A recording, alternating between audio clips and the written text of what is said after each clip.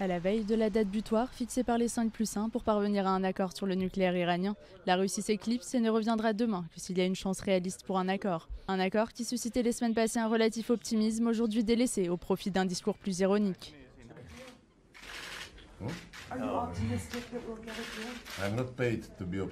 Je ne suis pas payé pour être optimiste. Vous n'êtes pas assez payé pour être optimiste. En marge de cette décision au sommet, c'est Israël qui martèle à nouveau son inquiétude quant à l'accord qui se profile, une réaffirmation d'un attirant Lausanne-Yémen dangereux et une crainte marquée quant à ce qui est perçu comme une impunité iranienne.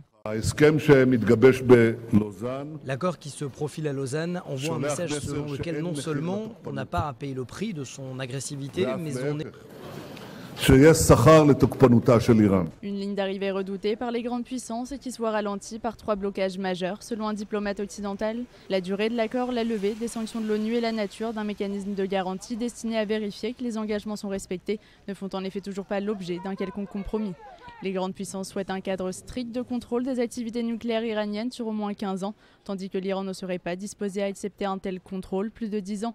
La levée des sanctions prises depuis 2006 contre l'Iran suscite quant à elle un désaccord sur sa vitesse d'application, voulue immédiate par les Iraniens et graduelle pour les 5+1. Autre point central, le stock d'uranium de l'Iran estimé à 8000 tonnes. Les Occidentaux veulent que celui-ci soit transféré vers un pays tiers. Si la Russie est apparue comme un autre potentiel de cet uranium, le refus est catégorique de la part de la République islamique.